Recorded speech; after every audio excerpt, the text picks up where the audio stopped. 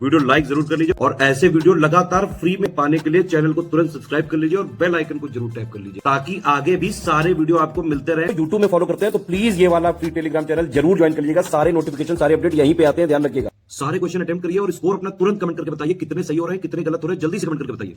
मेरा नाम है वैभव और आप लोग देख रहे हैं UPPSC best online coaching YouTube channel. दोस्तों आज के इस वाले वीडियो में हम लोग बात करने वाले हैं हिस्ट्री के कुछ इंपॉर्टेंट क्वेश्चंस की। ये जो हमारा पूरा सीरीज है इसमें हम लोग 3000 से ज़्यादा क्वेश्चंस को कवर अप करेंगे। सो अगर आप लोग अभी तक नहीं जुड़े हैं, चैनल को सब्सक्राइब ना किया हो तो ज़रूर कर लीजिए। और अगर आप में से कोई भी ये PDF परचेस करना चाहें तो स्टडी फॉर सिविल सर्विसेज के ऑफिशियल नंबर्स डिस्क्रिप्शन बॉक्स में दिए हुए हैं, उन पर आप कॉल करके इस PDF की डिमांड कर सकते हैं। ठीक है, सो आइए अब जो है शुरू करते हैं आज के अपने सेशन को। पहला यहाँ पर क्वेश्चन है आपका कानपुर षड्यंत्र मुकदमे से रिलेटेड। इसमें पूछा गया है कि ये जो किस आंदोलन के नेताओं के विरुद्ध था ये कानपुर षड्यंत्र मुकदमा, ये खिलाफत आंदोलन, असहयोग, साम्यवादी या फिर आपका क्रांतिकारी आंदोलन। तो सही आंसर ऑप्शन सी आएगा, यानी कि साम्यवादी आंदोलन। अच्छा, यहाँ पर जब हम बात कर रहे हैं कानपुर षड्यंत्र मुकदमे की तो कुछ एक इंपॉर्टेंट बातें इसके बारे में कर लेते हैं। कम्युनिस्ट आंदोलन, इसकी शक्ति और बढ़ते प्रभाव को रोकने के लिए कानपुर में एक षड्यंत्र को आधार बनाकर कुछ जो कम्युनिस्ट लीडर्स थे उन पर मुकदमा करा गया और यही था आपका कानपुर षड्यंत्र। ब्रिटिश सरकार ने 1924 में MN रॉय, इसके अलावा श्रीपद अमृत डांगे, मुजफ्फर अहमद, शौकत उस्मानी, गुलाम शौकत हुसैन, रामचरण लाल वर्मा, इसके अलावा आपका सिंगार वेलू चेट्टियार, इन सब पर जो है कानपुर में मुकदमा चलाया।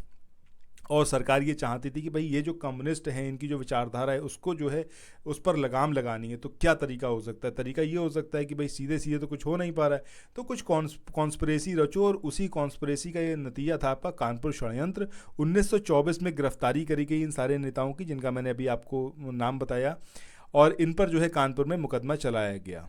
ठीक है, और सरकार ने इन पर यह आरोप लगाया कि ये लोग जो है एक षड्यंत्र रच रहे हैं और जिसका उद्देश्य भारत में क्रांतिकारी संगठन को स्थापित करना है, ये इनके ऊपर आरोप लगाया। अब ऑब्वियस सी बात है, आरोप लगाकर आप किसी को भी गिरफ्तार कर सकते हो। अभी जैसा आप देख रहे हो न्यूज़ में चल रहा है इस टाइम भी कि कुछ ऐसे पत्रकार हैं जो सरकार के अगेंस्ट बोलते हैं। सरकार को तो ऑब्वियस सी बात है कभी भी जो रूल कर रहा है वो अपने अगेंस्ट क्यों बात सुनना चाहेगा।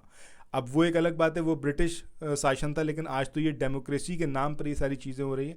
बट तरीका वही कि आप षड्यंत्र का या फिर किसी भी उसका वो लगाओ, आरोप लगाओ, उसके बाद उठा के सीधे जेल में डाल दो। और यही काम यहाँ पर भी करा गया। इसमें फिर मुकदमा हुआ, ठीक है, और उसके बाद ये मुकदमा इसके ऊपर चला। तो कानपुर षड्यंत्र मुकदमा, इसके बारे में मैं एक बार नाम ये फिर से बता रहा हूँ, इनको ज़रूर याद रखें। आप लोग उत्तर प्रदेश PCS की तैयारी कर रहे हैं, आप RO की तैयारी करना चाहते हैं, BEO की तैयारी करना चाहते हैं, इन तीनों एग्जाम की अगर आप तैयारी करने चाहते हैं तो स्टडी फॉर सिविल सर्विसेज के कोर्सेज को आप ज्वाइन कर सकते हैं कंप्लीट तैयारी के लिए। ये वन स्टॉप डेस्टिनेशन है, यहाँ पर आपको सब कुछ मिलेगा जिसमें स्टडी मटेरियल रहेगा, टेस्ट सीरीज रहेंगी, पेड क्विज रहेंगी, सब कुछ आपको एक ही जगह पर मिलेगा। और ये सब कुछ सफिशिएंट होगा आपके एग्जाम को क्रैक करने के लिए, एग्जाम को निकालने के लिए। लेटेस्ट ग्रुप स्टार्ट हो चुके हैं और उन ग्रुप में आपको एडमिशन लेने के लिए सिंपली जो ये नंबर मैं आपकी स्क्रीन पर लिख रहा हूँ, इन नंबर्स पर आप कॉल कर सकते हैं। 8564880530, इस नंबर पर आप संपर्क कर सकते हैं। इसके अलावा 9696066089, इस नंबर पर कांटेक्ट कर सकते हैं, या फिर आप 7523864455, इन तीनों में से किसी भी नंबर पर कॉल करके आप हमसे संपर्क कर सकते हैं और ये लेटेस्ट ग्रुप जो है इसमें आप एडमिशन ले सकते हैं। कि MN रॉय, श्रीपद अमृत डांगे, मुजफ्फर अहमद, शौकत उस्मानी, गुलाम शौकत हुसैन, रामचरण लाल शर्मा, इसके अलावा सिंगार वेलू चेट्टियार, इन सब पर यह मुकदमा चलाया गया था। ठीक है, चलो फिर इसके बाद मूव ऑन करते हैं नेक्स्ट क्वेश्चन पे। अगला यहाँ पर ये क्वेश्चन है कि सोमेंद्र नाथ टैगोर, इनके द्वारा जो स्थापित दल था उसका क्या नाम था। अब ये जो दल था इसका नाम भारतीय बोल्शेविक दल था, या फिर इसका नाम आपका बोल्शेविक लेनिनिस्ट दल था, या फिर ये अतिवादी लोकतांत्रिक दल था। क्या इसका नाम था, आपको यहाँ पर ये बताना है। 1934 में सोमेंद्र नाथ टैगोर, इनके द्वारा जो है स्थापित किया गया जो क्रांतिकारी साम्यवादी दल था या फिर revolutionary communist party of India, इसको इन्होंने स्थापित किया था। और ये जो पार्टी थी ये भारतीय साम्यवादी दल यानी कि सीपीआई से टूटकर बनी थी। ठीक है, तो मैंने क्या बताया आपको, क्रांतिकारी साम्यवादी दल, यानी कि हमारा आंसर क्या होगा, ऑप्शन बी। कब इसको बनाया गया था, 1934 में। ठीक है, 1934 में सीपीआई से अलग होकर, यानी कि भारतीय कम्युनिस्ट दल जो था उससे सेपरेट होकर इन्होंने इसको इस्टेब्लिश किया था सोमेंद्र नाथ टैगोर ने। इसके बाद अगले क्वेश्चन की बात करते हैं। इसमें पूछा गया आपसे रॉलेट एक्ट। ये जो रॉलेट एक्ट था ये भारत में लागू हुआ था। अब ये कौन से ईयर में लागू हुआ था, 1909 में, 1919 में, या फिर 1930 में, या फिर 1942 में। मुझे लगता है कि ऑप्शंस जो हैं वो ऐसे दिए हुए हैं कि जिसको आप इजीली आइडेंटिफाई कर सकते हो। 1909 की तो बात कहीं से कहीं तक आपके जहन में आएगी ही नहीं। अगर आप रॉलेट एक्ट और जलियांवाला बाग इन दोनों से रिलेटेड कोई बात जानते हो तो ऑब्वियस सी बात है आप भाई किसी हालत में 1909 तो लगाओगे नहीं, 1930 और 42 अपने आप ही खत्म हो जाएंगे, इसमें कोई मतलब ही नहीं है। तो सीधे सीधे से एक ही बचेगा ऑप्शन, वो है आपका 1919 यानी कि 1919। 1919 में ये जो रॉलेट एक्ट था, ठीक है, इसको लाया गया था। पर्पस वही कि भैया क्रांतिकारी जो गतिविधियां हैं उनको कुचला जाए, और उसके लिए 1917 में न्यायाधीश थे, एक उनका नाम था सिडनी रॉलेट, उनकी अध्यक्षता में एक समिति का गठन करा गया था। और उसका उद्देश्य क्या था कि जो क्रांतिकारी गतिविधियां हो रही हैं जिनको ब्रिटिश कहते थे कि आतंकवादी हैं, उनको कुचलना था, ये मेन पर्पस था। और उसके जो समिति बनी उसने सुझाव दिया, उसी के सुझाव पर मार्च 1919 में एक एक्ट पारित हुआ जिसको रॉलेट एक्ट बोला गया। ठीक है, अंग्रेज सरकार जिसको चाहे जब चाहे बिना मुकदमे चलाए, बिना किसी और बात के कोई कारण बताए सीधे जेल में बंद रख सकती है, और इसलिए इस कानून को बिना वकील और बिना अपील और बिना दलील का कानून भी कहा जाता है। ये कब इसको पारित करा गया, मार्च 1919 में। सरकार को इसमें पूरा अधिकार था कि आप जिसे चाहें उसे उठाकर जेल में डाल सकते हो, ना कोई वकील मिलेगा, ना कोई अपील कर सकते, ना कोई दलील दे सकते। तो इसीलिए इसको क्या बोला गया, बिना वकील, बिना दलील, बिना अपील। ठीक है, चलो इसके बाद नेक्स्ट क्वेश्चन की बात करते हैं। अगर आज के आप हिंदुस्तान की बात करोगे, और मतलब जो ये ब्रिटिश टाइम का हिंदुस्तान था, बहुत सारी चीज़ें आपको जो है सिमिलर यहाँ पर देखने को मिल सकती हैं, अगर आप अंधभक्त नहीं हैं तो। ठीक है, अदरवाइज़ मतलब जैसे आप इतने सारी चीज़ें पढ़ रहे हो तो उसको अगर आपके आसपास की जो घटनाएं हो रही हैं उससे आप कोरिलेट करने की कोशिश करोगे तो बहुत सारी चीज़ें आपको धीरे धीरे करके समझ में आने लगेंगी। अच्छा, अगला क्वेश्चन यहाँ पर है कि रॉलेट एक्ट किस वायसराय के काल में पारित हुआ। अब ये आपके लॉर्ड हार्डिंग सेकंड हैं, ये लॉर्ड रीडिंग हैं, या फिर ये लॉर्ड चेम्सफोर्ड हैं, या फिर लॉर्ड मिंटो हैं। तो सही आंसर क्या आएगा हमारा, ऑप्शन सी यानी कि लॉर्ड चेम्सफोर्ड। ठीक है, ऑप्शन सी जो होगा वो यहाँ पर हमारा सही आंसर होगा। मूव ऑन करते हैं नेक्स्ट क्वेश्चन पे।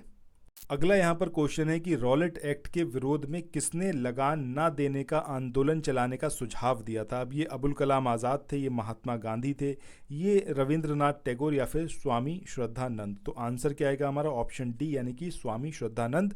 अभी हमने बात करी है रॉलेट एक्ट की। रॉलेट एक्ट में सिंपल सा बात यह थी कि भैया जितने भी लोग जो क्रांतिकारी गतिविधियों में शामिल हैं उन सबको उठाओ और जेल में डालो, और उन्हें कोई भी अधिकार नहीं मिलना चाहिए, सरकार के पास सारे राइट होने चाहिए। आप किसी पर कोई आरोप लगाओ, उठा के सीधे उसे शक की बिना पे जेल में डाल दो, कब तक डालोगे कोई गारंटी नहीं। ठीक है, कोई अपील भी नहीं कर सकता, वकील भी नहीं, कोई दलील नहीं मानी जाएगी, सीधे उठा के जेल में डालना है। इसी के अगेंस्ट जो है स्वामी श्रद्धानंद ने बोला कि भाई लगान ना देने का हमें एक आंदोलन चलाना चाहिए, ताकि अगर आर्थिक गतिविधियां रुकेंगी तब सरकार जो है हमारी बात सुनेगी। ये इनका सुझाव था। इसके बाद अगले क्वेश्चन की बात करें, इसमें यहाँ पर पूछा गया है कि कौन सी महत्वपूर्ण घटना जलियांवाला बाग नरसंहार के तुरंत पूर्व घटी थी। मतलब जलियांवाला बाग जो हत्याकांड हुआ था, जो जनरल डायर ने करा था, उससे पहले ऐसा क्या कुछ हुआ था, ये यहाँ पर आपसे पूछा गया है। ठीक है, अब इसमें जो ऑप्शंस हैं आपके पास में, इसमें ऑप्शन है आपका असहयोग आंदोलन था, वो रॉलेट एक्ट का बनना था, सांप्रदायिक अवार्ड थे, या फिर साइमन कमीशन का भारत आना। तो सही आंसर क्या आएगा हमारा, ऑप्शन बी यानी कि रॉलेट एक्ट। अच्छा, यहाँ पर एक चीज़ और याद रखिएगा रॉलेट एक्ट के बारे में, इसको एक और नाम से भी जाना जाता था, जो इसका एक्चुअल नाम था वो क्या था, the anarchical and revolutionary crime act 1919। The anarchical and revolutionary crime act 1990। ठीक है, जो कि सिडनी रॉलेट की अध्यक्षता में जो समिति थी जिसने इसको सजेस्ट करा था, उसके बिहाफ पर ही इसको बनाया गया था। ठीक है, मार्च 1919 में इसको लागू किया था, और इसके विरुद्ध महात्मा गांधी ने 6 अप्रैल 1919 को देशव्यापी हड़ताल का आयोजन कराया था। ये 2 पॉइंट याद रखिएगा कि मार्च 1919 में इसको लागू करा गया और महात्मा गांधी ने 6 अप्रैल 1919 को देशव्यापी हड़ताल का आयोजन करवाया था। जलियांवाला बाग ये हत्याकांड जब हुआ था ये आपका 13 अप्रैल 1919 को हुआ था। इससे जस्ट पहले आपका ये रॉलेट एक्ट या फिर जो दूसरे नाम इसका है the anarchical and revolutionary crime act 1919, ठीक है, ये पारित कराया गया था।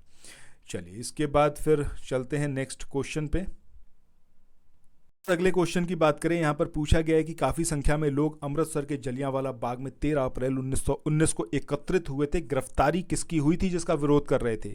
वो स्वामी श्रद्धानंद और मजरुल हक थे, या फिर ये मदन मोहन मालवीय, मोहम्मद अली जिन्ना थे, महात्मा गांधी, अबुल कलाम आज़ाद, या फिर डॉक्टर सैफुद्दीन किचलू और डॉक्टर सत्यपाल? तो सही आंसर क्या आएगा? Option D. अब जनरल डायर के बारे में आप सबको बहुत अच्छे से पता होगा, आपको पता होगा जलियांवाला हत्याकांड के बारे में। ऐसा हो ही नहीं सकता कि मतलब मुझे लगता है जिसने इतिहास नहीं पढ़ा है वो भी इस हत्याकांड के बारे में जानता होगा, ठीक है। जनरल डायर ने निहत्थी भीड़ पर गोली चलाई थी, सबको पता है। आधिकारिक रूप से बोला गया कि भाई ऐसी 370-380 लोग के आसपास मारे गए, लेकिन अनऑफिशियली 1000 से ज़्यादा लोगों की इसमें हत्या हुई थी, हत्या करी गई थी जनरल डायर के द्वारा।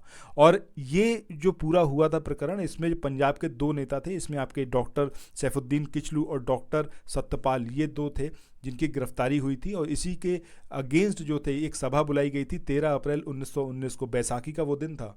अमृतसर में जो जलियांवाला बाग है वहाँ पर ये सारे लोग इकट्ठे हुए थे और वहाँ पर जो है जनरल डायर ने गोली चलाई थी। और इसके बाद जो रिएक्शन हुआ उसमें रविंद्रनाथ टैगोर, इन्होंने ब्रिटिश सरकार के द्वारा जो नाइटहुड की उपाधि दी गई थी वो नाइट की उपाधि इन्होंने लौटाल दी। और इसी तरीके से शंकरन नायर, इन्होंने वॉयसराय की जो कार्यकारिणी थी जिसमें वो शामिल थे, वहाँ से उन्होंने इस्तीफ़ा दे दिया था। तो ये सारी बातें हैं जो आपको यहाँ पर याद रखनी है इस क्वेश्चन के बारे में। इसके बाद अगले क्वेश्चन की बात करें, पूछा गया है 30 अप्रैल 1919 को अपना अलंकरण या फिर ऑनर भारत सरकार को लौटाने वाले व्यक्ति जो थे वो कौन थे? अब ये 30 अप्रैल 1919 में ये जमनालाल बजाज थे, तेज बहादुर सप्रू थे, महात्मा गांधी या फिर रविंद्रनाथ टैगोर? सो अभी हमने बात करी है रविंद्रनाथ टैगोर की। 13 अप्रैल 1919 को जलियांवाला हत्याकांड, पूरा देश तो क्या जिसने जहां सुना दुनिया में वो एकदम स्तब्ध था, चौंक गया था कि ऐसा कैसे हो सकता है। निहत्थी भीड़ के सामने मतलब जानवरों की तरह आपने एकदम कंसिडर करा और सीधे गोलियां मारना शुरू कर दी। हजारों लोगों को आपने मार डाला। सो ऑब्वियसली बात है कुछ तो रिएक्शन यहाँ पर होना ही था। जब पूरा मतलब पूरी दुनिया स्तब्ध थी, उसमें भारतीय स्तब्ध ना हो जिनके ऊपर ये सारी चीज़ें घटित हो रही, तो ऐसा पॉसिबल था ही नहीं। सो रविंद्रनाथ टैगोर, इन्होंने 30 मई को ब्रिटिश सरकार द्वारा प्रदान की गई जो नाइट की उपाधि थी उसको लौटाल दिया था। और टैगोर ने कहा था कि समय आ गया है जब सम्मान के तमगे अपमान के बेतुके संदर्भ में हमारे कलंक को सुस्पष्ट कर देते हैं। और जहां तक मेरा प्रश्न है, मैं सभी विशेष उपाधियों से रहित होकर अपने देशवासियों के साथ खड़ा होना चाहता हूं। ये रविंद्रनाथ टैगोर ने कहा था कि आपके तमगे हमें नहीं चाहिए, मैं अपने जो मेरे देशवासी हैं मैं उनके साथ खड़ा होना चाहता हूं इस मोमेंट पर। और इसके बाद मतलब ऑब्वियसली बात है कि ये एक ऐसा टाइम था जिसमें हर किसी को सोचने को मजबूर कर दिया था कि आप किसका सपोर्ट कर रहे हैं, ठीक है। नेक्स्ट क्वेश्चन की बात कर रहे हैं, रविंद्रनाथ टैगोर, इनको नोबेल पुरस्कार ये कब दिया गया था? 1913 में, 1920 में, 1922 या 1936? तो सही आंसर क्या आएगा आपका? 1913 में दिया गया था ये जो नोबेल पुरस्कार था। कमेंट सेक्शन में बताइएगा इनको जो ये नोबेल पुरस्कार दिया गया था उसका रीज़न क्या था, किस लिए दिया गया था, और जितना कुछ आप जानते हो उसके बारे में ये कमेंट सेक्शन में बताइएगा। इसके बाद आज के सेशन के आखिरी क्वेश्चन की ओर चलते हैं। इस क्वेश्चन में यहाँ पर पूछा गया है कि निम्नलिखित में से किसके विरोध में रविंद्रनाथ टैगोर ने अपनी नाइटहुड का परित्याग कर दिया था? तो अभी हमने बात करी है ये जलियांवाला बाग हत्याकांड जो हुआ था या फिर जनसंहार जो हुआ था, इसी के अगेंस्ट इन्होंने ये नाइटहुड की जो उपाधि थी इसको वापस कर दिया। सो इसी के साथ आज के इस वाले सेशन को यहाँ पर एंड करते हैं। आई होप कि ये वाला वीडियो आप लोगों के लिए इन्फॉर्मेटिव रहा होगा। कमेंट सेक्शन में ज़रूर बताइएगा सेशन कैसा लगा। बाकी चैनल को सब्सक्राइब करना बिल्कुल ना भूलिएगा। Thank you so much, have a nice day, bye bye.